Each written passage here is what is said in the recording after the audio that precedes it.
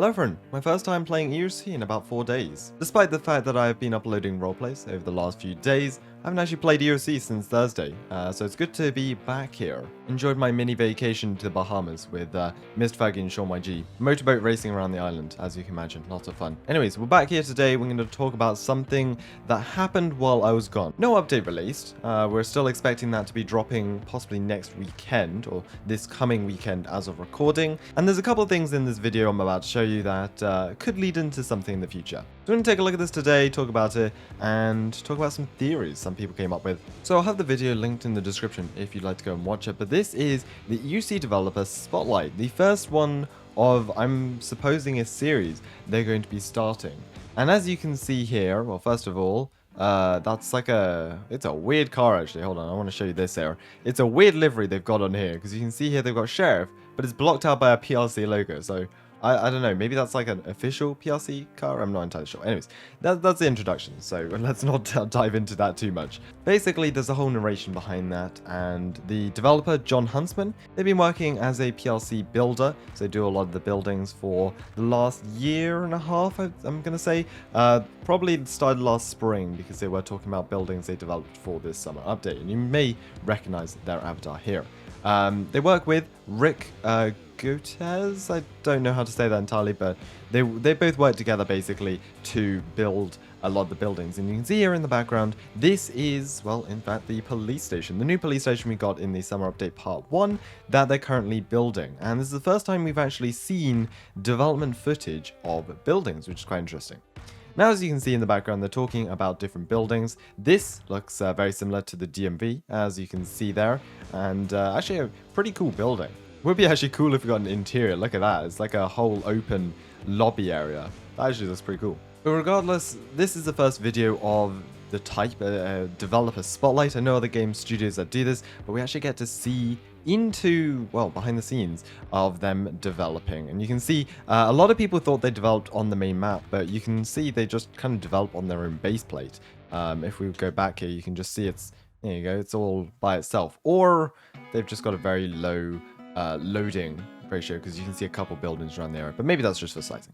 Anyways, it's really cool that we get to see behind the scenes. They talk about a couple buildings that they made here, the family jewels being one. They also talked about a couple of the other buildings. A lot of the buildings that they built are from last year's summer update, because that's when there was tons of buildings getting added, revamped, etc, etc.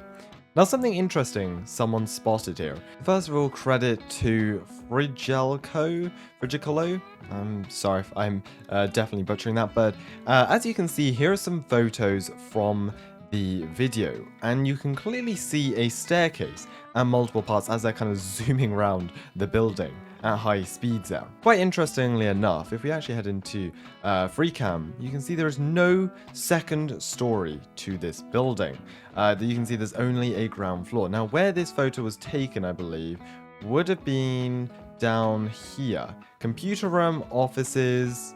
You can see here, if we skip through the photos there, this would have been just there, looking like it was between these two rooms, then heading up to the second floor. Grapey, the developer, then sent a photo of this, another photo from part of the video, where there actually does seem to be parts on the second floor. They've got the floor down at least, and it does look to be, that could be some desks over there, or that could just be walls that are protruding through the floor, and they haven't yet resized those. Now, this could very well be a bit of a hint towards the second floor for the police station. However, a couple of things. First of all, it does seem strange that the way we find out about this is in a developer spotlight and through moments where they just speed through it. And secondly, what would they add up here? Like, we have got most of the rooms down here. We've got meeting rooms, we've got interrogation rooms. I guess they could add more offices down up there. But apart from that, I don't really see much more they could add up here. Additionally, it does seem strange for them to release the second story of a police station in the second half of the summer update. But you know, who knows? Who knows? This has been a really strange summer update with So much releasing at only a day's notice. Who knows really what could be coming in the second part of this summer update. Now they did also talk about some other things later on. The Rick and John's, the famous Rick and John's building in downtown Springfield, one of my favorite buildings on the map. I was inspired by a real life kind of bar business here. You can see Rick and John's was inspired by Nick and Jake's. You can see the similarities actually.